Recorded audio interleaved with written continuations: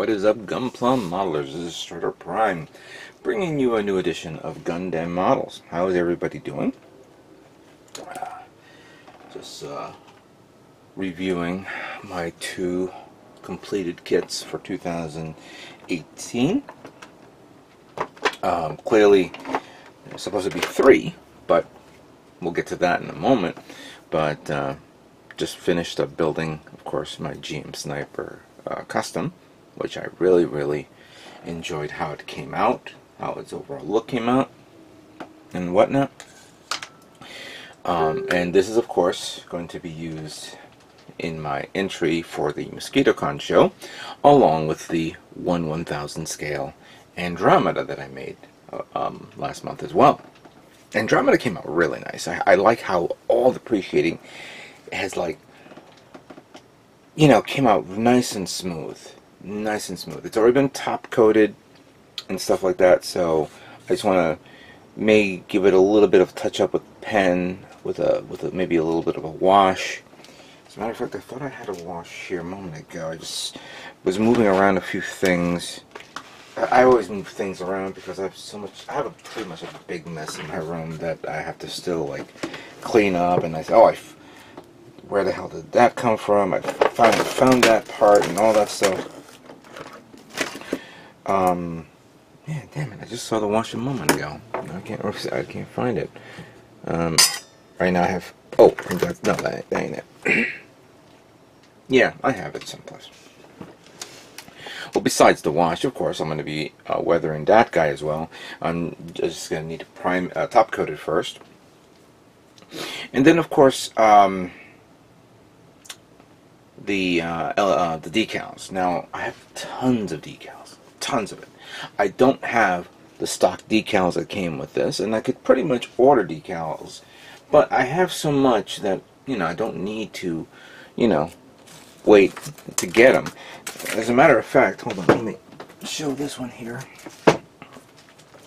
I have these decals, which is from the new Gundam, but they're red. I don't know how red would look on top of green. I would definitely just go with all the white colored parts, the white, and then I do have, I believe I have one that has, like, numbers on it, so I can put numbered symbols on it. So that's the whole thing I'm going to do right now with this guy. Then weather it, then give it a final coat, and that'll be done. The GM Sniper, of course, was not only built for the Mosquitocon show, but it was also built for the Cannon Fodder show, Cannon Fodder contest. And once I'm done with that, I'll do a series of photographs, and then send it over to the people and on Discord site, and see, you know, see what happens. You know, I'm not done yet, and the contest is not over till the 31st of March. So we have plenty of time. Plenty of time. Yeah. I have to admit, this is a really nice looking kit. It's so simple, so easy. Like I mentioned before, you're not going to have any problems. The one thing that I am a bit curious, and everybody's messaging me now, the one thing I'm a bit curious right now is why didn't it come with part-forming hands? And I'm always honest with my work. I never lie. You know, sometimes we want to lie about certain things so that we don't, you know, we like to hide our, you know, our mistakes. But I always bring up my mistakes, regardless of what it is. I mean, I guess that's how honest I am. But this kit would have benefited with an extra pair of hands. And the reasons why is because the manipulator hands on this one, and I'm not going to touch this, the fingers, even though the fingers are pretty much the hands of the 2.0 GM, the edges here broke off, one here and one here. And I'm like saying, what the hell is this? Why did it do that? I was in panic mode again. Immediately used my Loctite glue to surgically place the parts there to hold up the fingers, the digits. and then I had to respray paint the hand again. I was able to save, and this happened on both hands. This happened on the left hand, which is actually holding up the beam spray pistol. Okay, the right hand, on the other hand, I got to be very careful with that, and to the point where if this doesn't hold up properly, I may have to glue the gun to the hand itself permanently.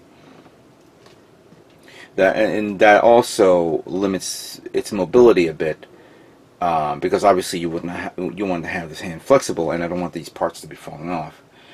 I omitted to putting on the foldable beam pistol. I may put it on later on, and of course I think this may also hinder its placement as well. I didn't realize, of course, that even though you can put the shield on the forearm, which is normal, there's a part here, and I'm going to turn it around, that you can remove, and you can put the shield there on the side for storage, for holding it up. So it's not a complete loss, but I'm also thinking how I'm going to present this at Mosquitocon, and obviously how I'm going to present this in photographing it. You know, obviously if you move something around, it may break, it may fall apart. You know, it's like we tell everybody, it's not a toy, it's a model. Be very careful. But I did what I could, and we'll see. We'll go from there. You know, I'll let the judges decide how it looks. The Andromeda, I have no issues with this, of course. It's a beautiful kit. I'm starting to see, like, now, you know, the other ships of the line from this scale, you know, it's a beautiful kit. You guys got to get this, of course, for those of you who are Yamato fans. And I finally finished watching the entire season of Yamato. Obviously, we're waiting for the new episodes to come soon. So, there you go. I'm looking at some new information that just came out right now, and you're going to be hearing about a new series of SD kits. And I was like, wait a minute, I thought we already have a new series of SD kits. Obviously, we were talking about the I think it's the EX standards. No, maybe I'm wrong. Which of course are not, you know, not everybody's favorite series of SDs, but it's out there, you know. Everybody, you know, you can get them. Definitely need to put a little bit of work to make it even better. But now down the road, just recently, Bandai has announced a new series of SD kits. Give me a second here. Yeah, these kits are called, what was it? SD Gundam CS? Am I seeing that right? Hold on, because I'm actually trying to find it. It was on Tag Hobbies. Now it's off on Tag Hobbies. Just saw it a moment ago. Oh, that's right. I remember where I put it. Because I sent it over to Primekins. Yeah, so it's called SD Gundam's Cross Silhouette. And at first I thought maybe it was some sort of new game coming out. But it is a new Gundam. A new series of model kits. And according to this image, which I'm showing you right now, I'm sorry, the quality is not the best right now. This is what I'm pulling off the intertubes. We're seeing RX-782 SD, but we're seeing a different type of RX-782 where it's a little taller, where you can extend the legs. An example of and it comes with inner frame. So this is it comes with an inner frame part to make up this SD kit. As evidenced right there on the GM, and then you see other kits below that, which is of course the crossbone, where you have a shorter crossbone or a taller crossbone, and I see they're making a new version of the Nightingale. which looks really nice. I kind of like that as well. I can't read the pricing, but I think it's around... No, I can't barely read it. I'm sorry. I'm looking on my monitor, and even this image is on. Eventually we will find out soon enough, because the announcement is coming out, starting to trickle down today, but we'll probably hear more information tomorrow. It's supposed to be releasing on the 23rd. This is technically the 23rd for Japan, so we'll get more info soon enough. So by the time you guys finish reading this, watching this video, more information should have presented itself. Very, very nice. I can't wait to see something like this. As a matter of fact, this reminds me of an old video game which I played on the PlayStation 2. Does anybody remember MS Saga? Which is, of course, here in the United States, but I think it was called MS Odyssey in Japan, which is basically a role-playing game where you pilot SD Gundam mobile suits. And the proportions of those mobile suits looks exactly like the proportions in this new line of models, and I'm actually digging that. I really am. Yeah, that's gonna be cool to see. Anyway, so that's my Gundam news. In the next few days, we're going to be discussing, or I'm gonna pick up where I left off with the perfect grade Exia. And Exia has been on the sidelines for a while because I was waiting for things. And I did get them, which I'm about to show you. The MX-11. It has finally came in. So now, after I'm going to put these guys to the side, and we're going to clear the table so we can begin with the assembly of the Exia, so I can paint it in Trans Am mode. Now I don't know how these paints will work. I'll be doing some testing, which will be my next video. And we'll discuss this, we'll show this out and display it on the table, and you guys think, you guys tell me what do you think. At the same time, of course, I'm taking apart all the armored parts from the Exia, cleaning them. Not much of cleaning considering they're all undergated, but always have to check. Clean them, wash them if I have to, then prime them. And fortunately, hold on a second.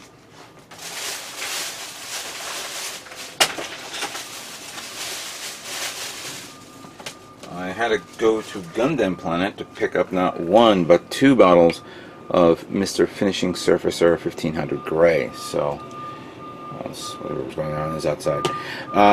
So I can prime all these parts. Using the spray can primer was okay on this guy, but I think it's a little too strong. You know, the one thing you're caking on some primer on a kit that has smaller parts, so you gotta be very careful when you're using spray cans. Especially on smaller kits. Bigger kits like this is no big deal because you have a much more surface to work on. But when you have smaller parts and you're spray painting a compressed type of paint in a can, chances are things will get a little bit uneven. That's a risk. So when you airbrush it, it's a lot easier, smoother, and cleaner. We all know that. And for those of you who don't know, now you know. So, picking up these was important. And I will be doing the testing, and then obviously, once I finish cleaning up and priming the parts, I will begin painting each and every one. And hopefully, by the time I'm done, I will receive the LED light sets from Samuel Decals, so I can put it on the Exia. So I can have it ready for display at the New Jersey Mosquitocon show coming up this April. Now then, let's talk about stuff that I recently picked up. But for that, I'm going to have to put you away. So give me a minute.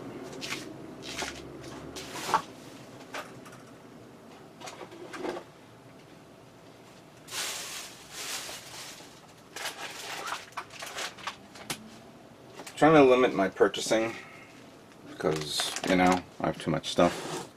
It's kind of hard to do that, of course. I did pick up something from Gundam Planet other than the primer. I picked up the Action Base Clear number 4. They didn't have the normal one, but the clear should be fine. And I'm gonna probably end up using this on maybe the GM Sniper Custom. I don't know. Maybe it'll be for another kit. Maybe for something else. I don't know yet. So I got this for me, and I got this box from Hobby Link Japan. This is stuff that I have actually purchased back in December during their holiday sale, and a few little knickknacks here and there. Let's see if I can do it this way on camera.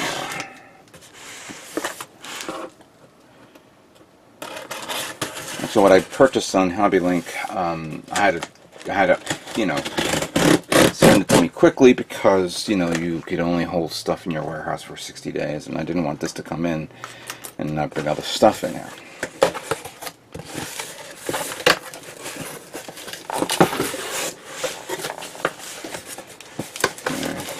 So everything is all in a bag, so let me just, yeah. This is not easy to do this on camera, unfortunately. But you guys see that I opened it. Alright, so the first thing I purchased was not a Gundam kit, as a matter of fact. And I'm actually I'm interested in this. This is this guy right here. This is the MSG Modeling Support Goods from Kia. Heavy Weapon Unit 19.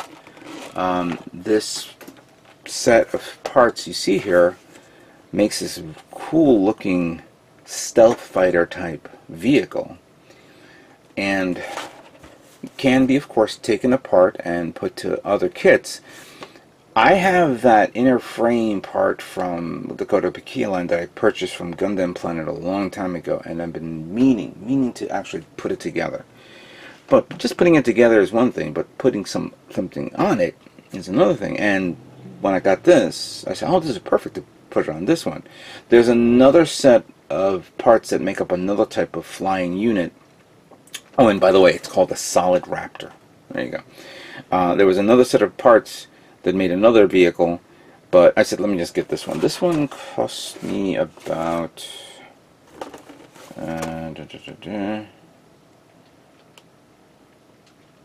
I think it was $10. Yeah, I do remember the reason why I picked it up was it was not only cool, but it was cheap. It's a small box, not huge, so there you go. The next kit I got, I waited until it was in stock, and it was this guy. The Striker Jinx, or Striker GNX. Mario Renato's mobile suit. Very, very cool. I really like this design. Its overall look to it from the episode that we all saw. The smart gun reminds me of a massive flamethrower, and of course, you know, from Aliens. It has some really cool detail, and of course, you have some really detailed armored parts on this. So it's like 2 kits in one, because you have the like, I guess, the standard Jinx, and then you have the armored stuff on it. So you could pretty much have 2 things there. But I like the armor on it. It looks really nice. Very nice. This one is about 2,000 yen. So it's a nice kit right there. I can't wait to build that one. And because there was a sale last December, and I've been on a kind of like a gym fix, like cannon fodder mobile suits, that I decided to get this one. It was on sale for 2,200 yen, which is about around $20. The Master Grade Neo. Nemo. Excuse me, not Neo. Nemo. Sorry. I guess I found Nemo. There it is. Yeah, that's a running joke that everybody knows about. Not one of those suits that actually caught my attention a long time ago, but, you know, as years pass, you learn to appreciate these type of mobile suits. But I really like this design. It's pretty cool. Not crazy about the color. Definitely, it's something that I would like to change. What I like about this is not a newer version. This is still an older kit from 2006. So this does not go through the parts forming hands setup that we're all accustomed to. This one has manipulator hands. I see some great mobility here, especially here on the shoulders and the legs and whatnot. Yeah, and some good detail, especially around the back and the armor and all that stuff, if you want to make a diorama scene. Basic weaponry, obviously, the beam sabers, the shield, a very thin shield, that is, which is foldable, and the beam rifle. Yeah, that's really nice. Really cool. Put you there for now.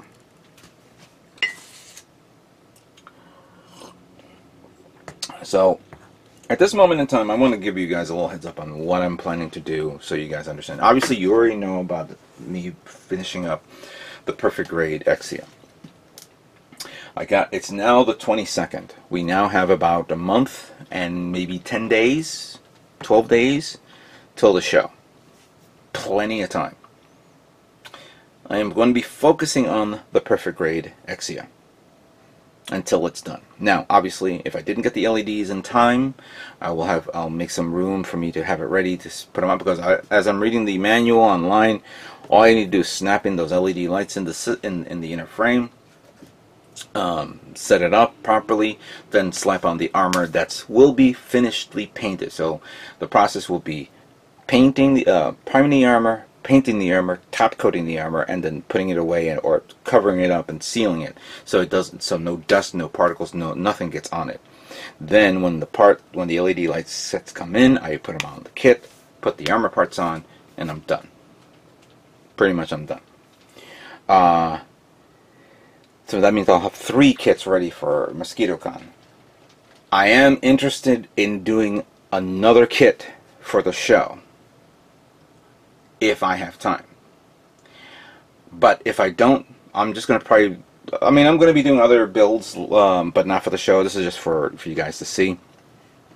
And there's another kit coming in March, which I am, making room for a specific date for me to show you guys. I can't tell you what it is. Let's just say it's a bit of a surprise. Just a review of a kit that I will be getting, but we'll leave that for when the time comes. But until then, the focus is on the Perfect Grade Exia. So once we're done, just give me a couple of days to get my stuff cleared up here, and then the next video will be what episode are we at right now? Hold on a second. It'd be nice to go back to my menu.